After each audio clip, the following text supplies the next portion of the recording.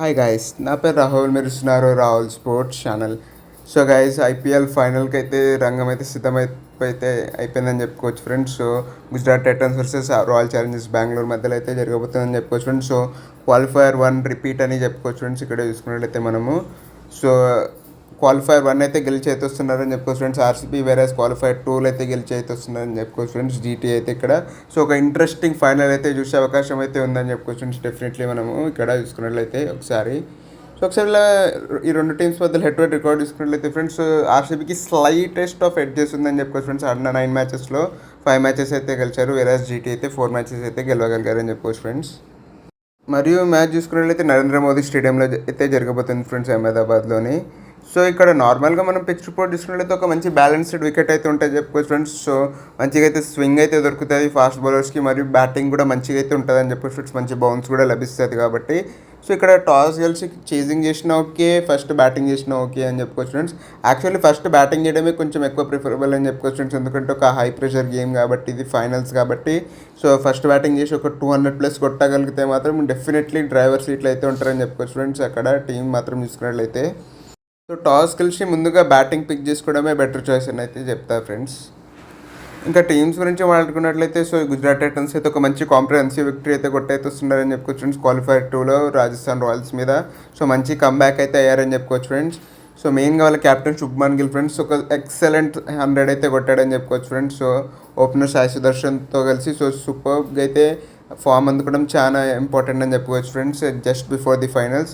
So ఫైనల్స్లో కూడా వీళ్ళిద్దరు చాలా ఇంపార్టెంట్ ఉండబోతుంది ఫ్రెండ్స్ ఎప్పట్లాగే. సో బట్లర్ కావచ్చు, గిల్ కావచ్చు, సుదర్శన్ కావచ్చు, సో వీళ్ళు ముగ్గురు ఎస్పెషల్లీ హేజల్వుడ్ అండ్ భువనేశ్వర్ కుమార్ని ఎట్లా హ్యాండిల్ చేస్తారనే దాని మీద మ్యాచ్ రిజల్ట్ అయితే డిపెండ్ అయితే ఉండొచ్చు ఫ్రెండ్స్. సో వాళ్ళు ఇద్దరిని న్యూట్రలైజ్ చేయగలిగితేనే ఏమన్నా ఛాన్స్ అయితే ఉంటుందని చెప్పుకోవచ్చు ఫ్రెండ్స్. ఇక్కడ గుజరాత్ టైటన్స్కి విన్ కానీ ఇంకేమాత్రం చూసుకున్నట్లయితే సో మంచి రికార్డ్ కూడా ఉంది ముగ్గురికి ఆర్సీబీ మీద కాబట్టి కూడా, సో అది కూడా ఒక మంచి పాజిటివ్ సైన్ అని కూడా చెప్పుకోవచ్చు ఫ్రెండ్స్. సో క్వాలిఫైర్ 1లో మాత్రం ఫెయిల్ అయ్యారు, కానీ ఈ మ్యాచ్లో మళ్ళీ తిరిగి కంబ్యాక్ కావాలనేది చూస్తారు ఫ్రెండ్స్ ఈ ముగ్గురు డెఫినెట్లీ ఆర్సీబీ మీద. ఇంకా బౌలింగ్ విషయానికి వస్తే so Jason Holder super bowling వేసాడని చెప్పుకోవచ్చు ఫ్రెండ్స్. లాస్ట్ మ్యాచ్లో మాత్రం చూసుకున్నట్లయితే అందరు బౌలర్స్ ఎక్స్పెన్సివ్ అవుతున్న చోట హోల్డర్ మాత్రం చాలా ఎకనామికల్గా మంచిగా బౌలింగ్ చేశాడని చెప్పుకోవచ్చు ఫ్రెండ్స్. మరియు రబాడా కూడా మంచిగా డీసెంట్గా అయితే వేసాడని చెప్పుకోవచ్చు ఫ్రెండ్స్. సో 2 వికెట్స్ కూడా తీసుకున్నాడు, పర్పుల్ క్యాప్ హోల్డర్ కూడా కరెంట్లీ. సో ఇద్దరైతే చాలా మంచి రిథంలో అయితే ఉన్నారని చెప్పుకోవచ్చు ఫ్రెండ్స్. ఇక్కడ చూసుకున్నట్లయితే రబాడా మరియు హోల్డర్ కావచ్చు ఇక్కడ చూసుకున్నట్లయితే. సో మరియు ప్రసిద్ధ్ కృష్ణ కూడా మంచి ఎఫెక్టివ్ అయితే కావచ్చు ఫ్రెండ్స్. ఇది నరేంద్ర మోదీ స్టేడియంలో జరగబోతుంది కాబట్టి match. So GT bowling next level అని చెప్పుకోవచ్చు ఫ్రెండ్స్ నరేంద్ర మోదీ స్టేడియంలో. ఎస్పెషల్లీ వాళ్ళు అవే బౌలింగ్ ఎలా ఉన్నా నరేంద్ర మోదీ స్టేడియంలో మాత్రం చాలా మంచిగా అయితే బౌలింగ్ వేస్తారని చెప్పుకోవచ్చు ఫ్రెండ్స్. సో ఒక్క కన్సర్న్ ఏంటంటే మొహమ్మద్ సిరాజ్ ఫిట్నెస్ అని చెప్పుకోవచ్చు ఫ్రెండ్స్. సో సిరాజ్ ఒకవేళ ఫిట్ ఉంటేనే సో కొంచెం మంచిగా అయితే ఉంటుందని చెప్పుకోవచ్చు ఫ్రెండ్స్ గుజరాత్ టైటన్స్కి.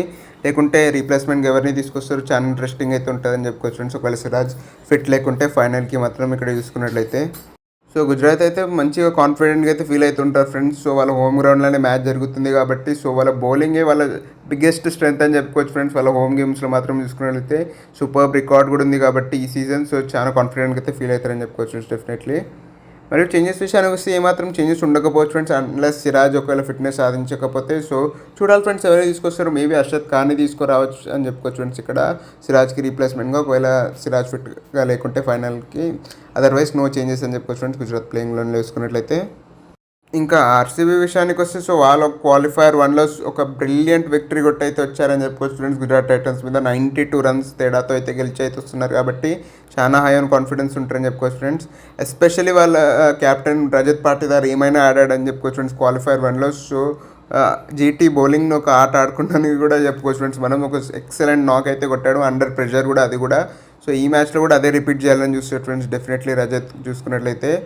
మరియు పడికల్ కూడా సో మంచి టచ్లోనే ఉన్నాడని చెప్పుకోవచ్చు ఫ్రెండ్స్. సో మంచి అగ్రెసివ్ క్యామియోస్ కూడా అయితే ఆడుతున్నాడని చెప్పుకోవచ్చు. సో అది కూడా ఒక మంచి విషయమే అని చెప్పుకోవచ్చు ఫ్రెండ్స్ ఇక్కడ చూసుకున్నట్లయితే ఆర్సీబీకి. మరియు విరాట్ కోహ్లీ కూడా సో మంచిగా ఆడాలని చూసుకుంటారు ఫ్రెండ్స్, ఎందుకంటే ఎస్పెషల్లీ ఒకవేళ చేజింగ్ చేయాల్సి వస్తే సో విరాట్ కోహ్లీ అయితే చాలా ఇంపార్టెంట్ అయితే అవుతాడని చెప్పుకోవచ్చు ఫ్రెండ్స్ ఆర్సీబీకి మాత్రం చూసుకున్నట్లయితే. ఎందుకంటే విరాట్ ఒకవేళ 10+ ఓవర్స్ ఆడిన చేజ్లో ఆల్మోస్ట్ మ్యాచ్ అయితే గెలిపించి అయితే పెట్టేస్తాడని చెప్పుకోవచ్చు ఫ్రెండ్స్.